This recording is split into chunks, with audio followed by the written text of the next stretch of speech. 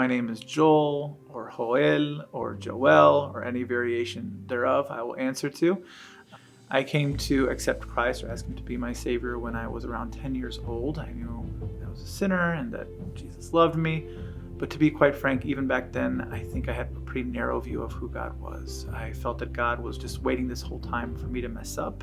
And it was, a very vindicative, judgmental God. And so that was really my worldview of God.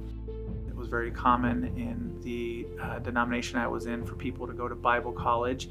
And I just couldn't see any reality outside of that because I grew up in the church and I was never told directly, like, you have to go, but it felt very much like the thing you should do. And so eventually I ended up going to a Bible college program.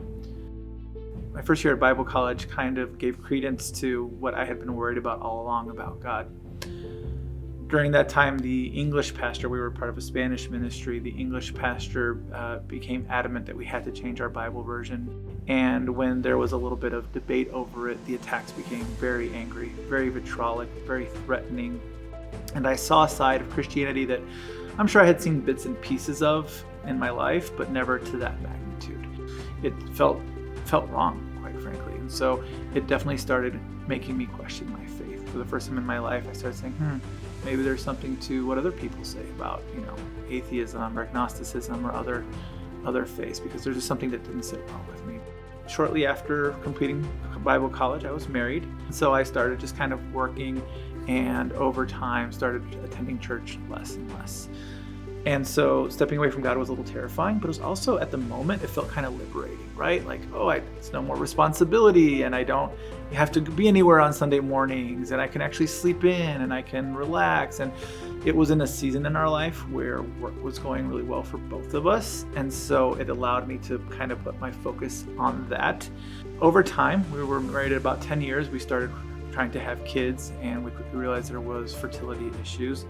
And we went through fertility treatment and we ended up having a couple miscarriages along the way. And the second one was particularly difficult because it was a little bit further along in the process. But I remember telling God, I was like, okay, I will go to church all the time. I will be a better person.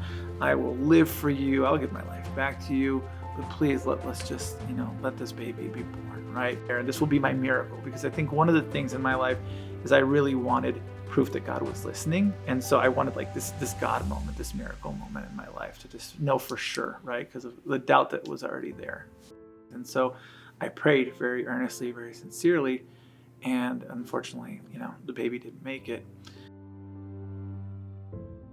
And that was the first time in my life where I was like, I just can't even pray anymore. What can I even say at this point? And what is the point of praying if nobody is listening? Over time, that season became a season of restlessness. I was so tired, but that was compounded by the fact that I didn't have faith.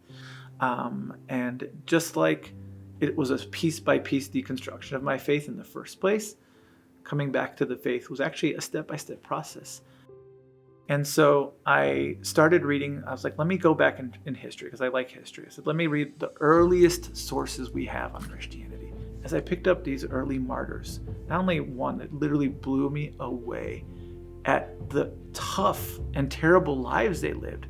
They were imprisoned, they were beaten. They had it way worse than I did when I was at church, and I thought I had all this emotional baggage from it. They had way worse lives, and yet they were excited, passionate followers of Jesus Christ. And they were excited to give their lives for him. And it just blew my mind.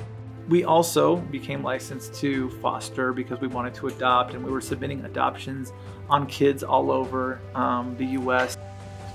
Failed adoption after failed adoption, we'd get matched and something would happen. So I will never forget, one day I was sitting on my chair upstairs and just taking some time to kind of ponder and meditate and think. And I said, okay, God, I believe in you. I've seen enough now, because you've just been keep dropping all these hints and all these things that just don't make sense without there being a God. I'm just tired of fighting with you. If you don't want me to have kids, we're not going to have kids, right? I feel like I'm living my life swimming upstream. I believe you're real, and if you still have a plan for me, make it really clear to me, because I can't see it right now. And so that literally was one of the biggest shifting points in life. After that, not even a week later, we actually got our first call about a child who actually had aged out of foster care and needed a mentor. I was like, whoa, this is really weird that this happened right after like this prayer and this moment of letting go and accepting God's will. And so we said, okay, we'll do it. And then after that, that literally opened the door a few months later to our first 2 foster kids. And again, we didn't want to foster, we wanted to adopt a child that was ready for adoption. But I was like, okay, God, you're really doing these things. So if you want me to do this, it's not how I would have done it, but okay, sure, yes, we'll do it. And fast forward, and those 2 children led us to our little guy who we're, wrapping up adoption on, and our love of our life. But it was just a series of events, one after the other.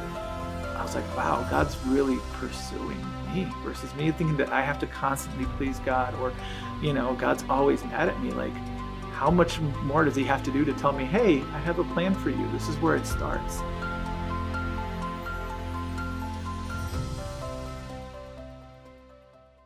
One of the last things, I think, what would you say who are in that similar situation that you were in, of questioning and doubting, being away from the church, kind of far from God?